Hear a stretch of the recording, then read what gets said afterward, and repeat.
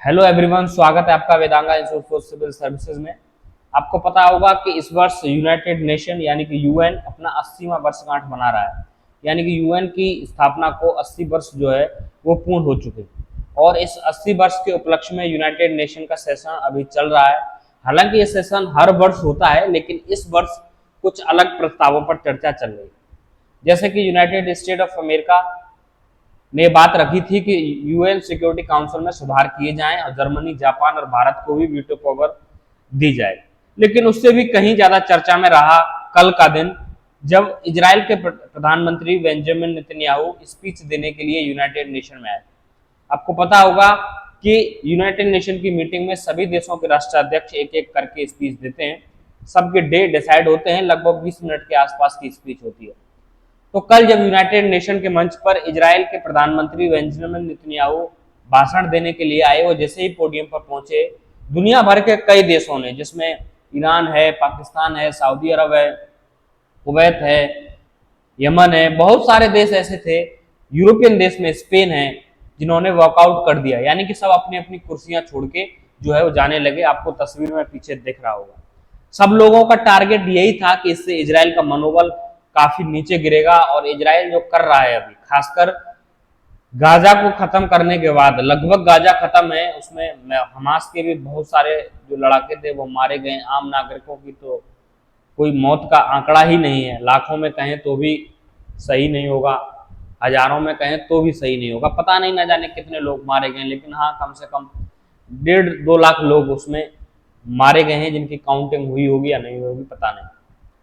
अब जो अटैक हुआ है, नया जो अटैक चल रहा है इस समय, वो लेबनान के साथ हिजबुल्ला नाम का जो संगठन है उसके साथ इजराइल वॉर कर रहा है। और इजराइल लगातार ये कह रहा है कि हम उसे भी इसी तरीके से खत्म कर देंगे जिस तरीके से हमने गाजा किया। तो पूरी दुनिया जो है इस समय घबराई हुई है। पूरी दुनिया में इस बात की चिंता है कि बहुत सारे लोग इसमें मारे जाएंगे, मासूम बच्चे भी हैं, महिलाएं भी हैं। एक संगठन को सजा देने के लिए इतना बड़ा जो है कदम नहीं उठाया जा सकता, इसलिए सारे देशों ने मिलकर वॉकआउट किया। पाकिस्तान का भी समर्थन रहा। हालांकि आपको बता दूं कि इंडिया ने ऐसा कोई काम नहीं किया। इंडिया इस मीटिंग में उपस्थित रहा, इंडिया पूरी स्पीच में उपस्थित रहा। लेकिन कुछ लोगों का मानना यह है कि अच्छा हुआ कि उन लोगों ने वॉकआउट कर दिया, क्योंकि जिस लहजे के साथ इजराइल के प्रधानमंत्री बेंजामिन नेतन्याहू इस भाषण में पेश आए, पता नहीं कि वो उनके वॉकआउट के बाद इतने अग्रेसिव हुए या फिर पहले से ही वो तैयारी करके आए थे कि उन्हें इतना अग्रेसिव स्पीच यूनाइटेड नेशन के मंच पर देना है। और इजराइल की स्पीच जो है वो सामान्य स्पीच नहीं होती। कोई भी किसी भी देश का राष्ट्राध्यक्ष जब भाषण देता है तो उसमें विनम्रता भी होती है और उसमें आगे चल के अपने प्रस्तावों में बदलाव करने की भी क्षमता होती है। लेकिन इजराइल जो कहता है वो इजराइल करके दिखाने की ताकत के साथ कहता है। ऐसी कुछ तस्वीरें आपको कल यूनाइटेड नेशन में दिखी। पूरी सीट्स आप देख सकते हैं यहाँ से खाली है, बिल्कुल बड़ी तादाद में देशों ने जो है इसका वॉकआउट किया। अफ्रीकन देश भी शामिल थे, इस्लामिक कंट्रीज भी शामिल थी और यूरोपीय कंट्री भी शामिल थी, जो कि अमेरिका के एलाइज हैं, अमेरिका के सहयोगी देश हैं, वो भी इसमें शामिल थे। ठीक है, क्योंकि उनका मानवता का जो व्यवहार है वो थोड़ा सा अलग है। वो लोग चाहते हैं कि मानवता के नाते जो है वो हम लेबनान को और उसको गाजा को जो है वो सपोर्ट करना चाहते हैं।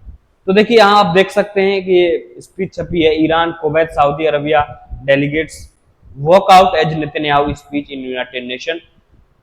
और ये चीज यूनाइटेड नेशन में नेतन्याहू को काफी बुरी लगी और उन्होंने स्पष्ट कहा कि हम अपने 2 क्रूर दुश्मनों के साथ युद्ध कर रहे हैं और ये जो है इनको नेस्तनाबूद करेंगे। लेकिन सबसे ज्यादा अचंभित करने वाली बात तब आई जबकि एक प्रधानमंत्री यानी कि किसी देश के राष्ट्राध्यक्ष ने 2 नक्शे आपस में दिखाए। ये 2 नक्शों में एक नक्शा आप देख रहे होंगे कि इसमें कुछ देश ब्लैक हो रहे हैं। इसमें सीरिया है जो कि बिल्कुल इजराइल के साथ बॉर्डर रखता है, इराक है, ईरान है और फिर नीचे यमन है। इन तीनों चारों देशों को इन्होंने कहा कि ये धरती पर एक अभिशाप है, इन देशों की वजह से पूरे मिडिल ईस्ट का जो है वो व्यवस्था बिगड़ी हुई है। इनको निस्तनाबूद करके सीधा यूरोप से लेके और इंडिया तक, इंडिया का नाम उन्होंने लिया क्योंकि इंडिया उनके सपोर्ट में वहां बैठा हुआ था। सपोर्ट तो नहीं कहेंगे, लेकिन हाँ, यूनाइटेड नेशन के नियमों के हिसाब से भारत वहां बैठा हुआ था। उसने वॉकआउट करके किसी देश के खिलाफ जाने की कोशिश नहीं की। उसका कारण हम आपको बताएंगे वीडियो के लास्ट में। इन्होंने कहा कि यूरोप से लेकर भारत तक एक आसान ट्रेड हो सके, उसके लिए हमें सबसे पहले खत्म करना होगा इन 4 मुल्कों को, यानी कि इन 4 मुल्कों को नेस्तनाबूद करना होगा। ये धरती पर बोझ है, एक तरीके से ये कहें तो ये श्राप धरती पर हैं।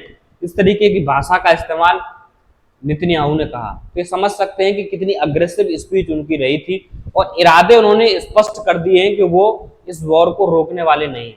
इजराइल के विदेश मंत्री और कई और लीडर्स ने अपने देश में कहा कि जो है इजराइल किसी भी संधि पर हस्ताक्षर करने वाला नहीं है, हम अपने दुश्मनों को खत्म करके छोड़ेंगे। पहले इनका सबसे बड़ा दुश्मन हमास था, हमास को लगभग इन्होंने नेस्तनाबूद कर दिया, पूरा गाजा खत्म कर दिया, लाखों लोग उसमें मारे गए। अब इनका अटैक हिजबुल्लाह पर, दूसरा सबसे बड़ा हिजबुल्लाह, और तीसरा सबसे बड़ा संगठन जो है वो है हूती, यमन के जो विद्रोही हैं वो। हालांकि इजराइल और यमन में काफी गैप है, किस तरीके से यहाँ इजराइल अटैक करेगा, अगर करेगा कि नहीं करेगा या कोई और रणनीति अपनाएगा, ये भी देखने वाली बात है। और ईरान के साथ भी इनका कॉन्फ्लिक्ट है, हालांकि ईरान एक नेशन है। ये स्पीच जब यूनाइटेड नेशन में चल रही थी उसके कुछ समय बाद ही ये स्पीच, ये तस्वीरें सोशल मीडिया पर वायरल होने लगी कि इजराइल ने जो है बेरूत के अंदर हिजबुल्लाह के हेडक्वार्टर पर अटैक कर दिया है और उसका चीफ है जो है नसरुल्लाह मारा गया है। हालांकि इस बात की पुष्टि अभी तक नहीं हुई है, ना वो मारा गया है ऐसा कई मीडिया हाउसेज ने कहा है। हालांकि उसके बड़े कमांडर्स जो है इसमें मारे गए। उसका रीजन ये है कि हेडक्वार्टर बड़े रिहायशी इलाके में था। इन लोगों को उम्मीद थी कि शायद इजराइल इतने बड़े रिहायशी इलाके पर अटैक नहीं करेगा, लेकिन अटैक कर दिया इन लोगों ने और काफी संख्या में लोग यहाँ मारे गए। और ये माना जा रहा है कि कई जो कमांडर्स हैं आपके हिजबुल्लाह के वो भी मारे गए। अब देखिए सबसे बड़ी जो मुसीबत आती है वो आती है ईरान के लिए। आखिर ईरान यहाँ कुछ कर क्यों नहीं पा रहा है, ईरान क्यों इजराइल के विरुद्ध कोई कदम नहीं उठा पा रहा है? उसका एक बड़ा रीजन है कि उसके पास सपोर्ट नहीं है। एक तो वो शिया बहुल देश है। इस युद्ध में आप एक चीज देखिएगा कि भले ही इस्लामिक कंट्रीज सारी एक साथ आने की बात कर रही हैं, लेकिन दिल उनके एक साथ नहीं है। किसी भी टेरर ऑर्गेनाइजेशंस जो सुन्नी समुदाय से रिलेटेड है, खासकर आप आईएस की बात करोगे, बोको हरम की बात करोगे, बहुत सारे संगठन हैं जिनको अमेरिका कहता है कि ये टेरर ऑर्गेनाइजेशन है और उनका संबंध इस्लामिक जगत से है और सुन्नी समुदाय से। उनकी किसी भी ऑर्गेनाइजेशन ने इन लोगों को सपोर्ट नहीं किया है। ठीक है, ईरान अकेला लड़ रहा है, शिया बहुल देश है, ईरान अकेला इजराइल के विरुद्ध लड़ रहा है, लेकिन और कोई कंट्री इतने अग्रेसिव तरीके से साथ नहीं आ रहे हैं। पाकिस्तान भी अपने आप को परमाणु संपन्न देश बनता है, वो भी ऐसा कुछ नहीं कर रहा है। सऊदी अरब है, यूएई है, बाकी सब है। बस यूएन के वॉकआउट से कुछ होने वाला है नहीं, ये युद्ध रुकने वाला है जब तक अग्रेसिवली अमेरिका के ऊपर दबाव नहीं बढ़ाया जाएगा। उसके साथ संबंधों को, इजराइल से भी काम नहीं चलेगा। अमेरिका की वो लीड इसको अमेरिका कर रहा है, लेकिन उस तरीके का कोऑर्डिनेशन इस्लामिक कंट्रियों में नहीं दिखा, उस तरीके का दबाव बनाने में सफल नहीं रहे, क्योंकि ये लोग भी अपना अपना मार्ग जो है वो सीधा कर रहे हैं। सब अपने अपने रिलेशंस के साथ चलना चाहते हैं कि हमारा संबंध अच्छा रहे, हमारा संबंध अच्छा रहे, और इसलिए इजराइल के इरादे बुलंद हैं कि वो अपने मिशन में सक्सेस हो जाएगा। एक बड़ा रीजन है कि इस्लामिक यूनिटी का ना होना। ठीक है, दूसरा रीजन ये है कि ईरान का बड़ा समर्थित देश है रसिया। रसिया हमेशा ईरान की मदद करता है, ईरान रसिया की मदद करता है, दोनों एक दूसरे के बड़े पार्टनर हैं। और इस सिचुएशन में एकमात्र बड़ा देश जो है जिस पर ईरान विश्वास कर सकता है वो रूस है, और रूस खुद इस समय यूक्रेन के साथ वॉर में लड़ा हुआ है। आपको पता होगा कि यूरोप की बड़ी तादाद में कंट्रीज जो है वो वेपन्स भेज रहे हैं यूक्रेन के लिए, और रसिया वहां एक फ्रंट पर जो है अपना लड़ाई लड़ रहा है। तो अगर इस फ्रंट से भी रसिया के लिए लड़ाई खुल जाती है और उसको यहाँ भी हथियार अगर भेजने चलते हैं तो रसिया के लिए एक बड़ी चुनौती बन जाएगी, क्योंकि चीन एक ऐसा देश है जो कि कभी किसी के साथ खुल के समर्थन में नहीं आएगा। वो छोटा मोटा सपोर्ट कर सकता है, लेकिन इतना बड़ा सपोर्ट नहीं कर सकता कि इजराइल जैसे देश से जो है वो जंग जीती जा सके, चाहे कुछ भी हो। इस जंग को रोकने के लिए परमाणु हथियार एक बड़ी शक्ति है, उसके लिए ईरान लगातार हाथ पैर मार रहा है। वो परमाणु शक्ति हासिल करने की कोशिश कर रहा है ताकि इस रीजन को कंट्रोल किया जा सके, इस रीजन में इजराइल को दबाया जा सके। हालांकि अमेरिका इसी रीजन की वजह से ईरान पर लगातार प्रतिबंध लगाता रहता है कि अगर परमाणु हथियार उसने बना लिए तो उसकी साख को काफी ठेस पहुंचेगी और इजराइल की सुरक्षा को भी खतरा होगा, क्योंकि दोनों ही देश एक दूसरे के बहुत अच्छे एलाई हैं। हालांकि आप देखेंगे कि कुछ नेशंस ऐसे भी हैं जो अमेरिका के एलाइज हैं, अमेरिका के सहयोगी हैं, जिसमें से कनाडा ले लीजिए, नीदरलैंड ले लीजिए, जापान ले लीजिए, स्पेन ले लीजिए, बेल्जियम ले लीजिए और यूके भी ले लीजिए। इन सभी देशों ने इजराइल के ऊपर वेपन्स भेजने के प्रतिबंध लगा चुके हैं कि कोई भी कंट्री इस देश को जो है हथियार नहीं बेचेगा, हमारी देश की कंपनी का कोई भी जो है कंपनी हो या फिर कोई ऑर्गेनाइजेशन हो, वो वेपन्स नहीं बेचेगी इजराइल के लिए। इन लोगों की एक मानवीय सांत्वना उसके लिए है, लेकिन इन लोगों से न तो हथियार जा रहे थे, न इजराइल को इनके हथियारों की जरूरत है। उसका मेन जो हथियारों का गढ़ है वो खुद है, और खुद के अलावा अमेरिका जो है उसको मैक्सिमम वेपन सप्लाई करता है, अमेरिका को पैसे से खरीदता है। कुछ दिन पहले भारत के सुप्रीम कोर्ट में भी इस तरीके की याचिका लगाई गई थी कि भारत भी इजराइल पर जो है वो वेपन प्रतिबंध लगाए, यानी कि हथियारों का प्रतिबंध लगाए। आपको पता होगा कि इजराइल के भी कई कंपनियां भारत के साथ काम करती हैं, और इजराइल भी 2 और 3 नंबर, यानी कि भारत जो डिफेंस इंपोर्ट करता है उसमें दूसरे तीसरे नंबर पर रहता है। सबसे बड़ा रसिया है। अमेरिका और इजराइल में लगातार अदला बदली होती रहती है, कभी इजराइल दूसरे पे आ जाता है, कभी अमेरिका दूसरे पे आ जाता है। उसका रीजन ये है कि छोटे वेपन्स में मोटार है, और आपका एंटी टैंक मिसाइल्स हैं, गन है, मशीन गन है, ये सब चीजें काफी इंडिया इजराइल के साथ शेयर करता है, और दोनों ही देश इस पर मिलकर काम करते हैं, कई कंपनियां मिलकर काम करती है। ऐसी याचिका सुप्रीम कोर्ट ऑफ इंडिया में लगाई गई थी कि भारत को भी ऐसा कदम उठाना चाहिए, लेकिन भारत ने ऐसा कोई कदम नहीं उठाया। कुछ लोगों का मानना था कि इंडिया इजराइल के साथ जा रहा है, कुछ लोगों का मानना था कि इंडिया अपने कारगिल युद्ध की जो एहसान थे भारत के ऊपर इजराइल के, उन एहसानों को चुकाने का प्रयास कर रहा है। हालांकि भारत की जो नीति है इजराइल को लेकर बड़ी स्पष्ट है। भारत ने पहले भी स्पष्ट कहा था कि हम हमास का समर्थन नहीं करते हैं, हम फिलिस्तीन का समर्थन करते हैं, वहां की जो सिविल गवर्नमेंट है उसका समर्थन करते हैं, और हम 2 राष्ट्रों की नीति को खुल के समर्थित करते हैं कि इजराइल हो, इजराइल के साथ साथ फिलिस्तीन को भी अंतर्राष्ट्रीय मान्यता मिले। लेकिन हम हमास को समर्थन नहीं देते, क्योंकि वो एक वेपन के साथ लड़ाई लड़ने वाला संगठन है। ये भारत का पक्ष रहा है।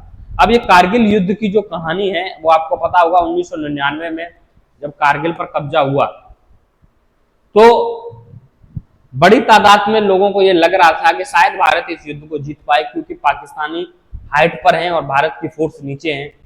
तो इस समय भारत के पास जो जहाज हुआ करता था वो आपका मिराज था, फ्रांस का।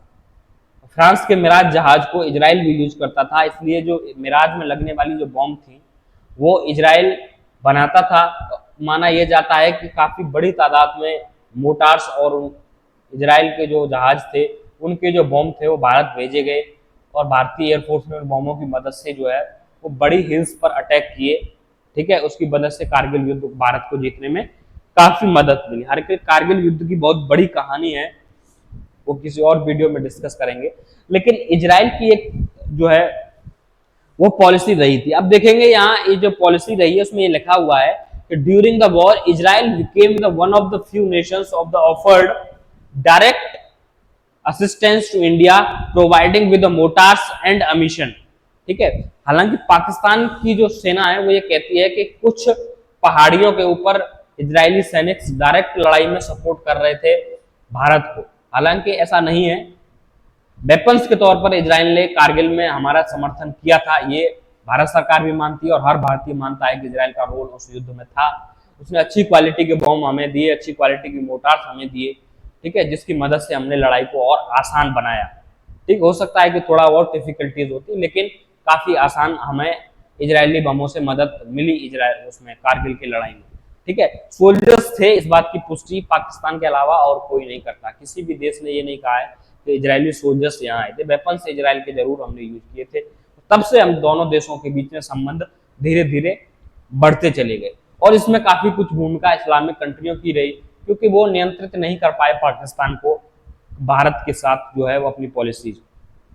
पाकिस्तान को लगातार समर्थन उन लोगों का रहा था, तो भारत की मजबूरी थी कि वो ऐसे देश के साथ जो है रिलेशंस या डिफेंस रिलेशंस बनाए जो भारत को सपोर्ट करे। तो ये भी एक रीजन रहा कि इजराइल के साथ भारत के संबंध जो है कारगिल युद्ध के बाद धीरे धीरे बढ़ते चले गए। 2014 के बाद जब से गवर्नमेंट बदली भारत में, तो रिलेशन और तेजी से बढ़े, और दोनों ही देशों के बीच कई बड़े डिफेंस एग्रीमेंट जो है वो साइन हुए। और इजराइल जो कभी 5वें 6वें 7वें नंबर पर आता था डिफेंस इंपोर्ट में इंडिया में, अब वो दूसरे और तीसरे नंबर पर पहुंच चुका है। तो इजराइल की जो रिश्ते हैं भारत के साथ वो काफी खास हैं, खासकर डिफेंस सेक्टर के अंदर। लेकिन इजराइल जो कर रहा है इस समय गाजा में या लेबनान के अंदर, या उसके आने वाले जो टारगेट्स वो दिखा रहा है, जिस तरीके से इजराइल की पॉलिसीज है, ये पूरी दुनिया ही के लिए खतरा है, खाली मिडिल ईस्ट के लिए नहीं, क्योंकि पूरी दुनिया इससे प्रभावित होगी। पूरी दुनिया के डेवलपमेंट पर जो है मानवता पर भी, डेवलपमेंट पर भी, क्योंकि काफ़ी मासूम लोग इसमें मारे जा रहे हैं। ऐसा नहीं है कि सब हिजबुल्लाह और हमास के ही हों, लोगों, काफ़ी छोटे छोटे बच्चे मारे जा रहे हैं जिनको अभी पता भी नहीं है कि वॉर क्या होता है, लड़ाइयाँ कैसे लड़ी जाती है, क्यों लड़ी जा रही हैं। ठीक है, तो कहीं ना कहीं इन चीज़ों पर नियंत्रण की ज़रूरत है। हालांकि जो इजराइल की पॉलिसीज़ हैं मिडिल ईस्ट में वॉर को लेके, इसमें बहुत सारे बेकसूर लोग भी जो है वो आपके मारे जा रहे हैं। इस पर इजराइल को ज़रूर विचार करना होगा कि इस तरीके की घटनाएं ना हो तो शायद उसकी अंतर्राष्ट्रीय साख बची रहेगी और वो इस तरीके के वॉकआउट का जो है वो सामना न करेगा।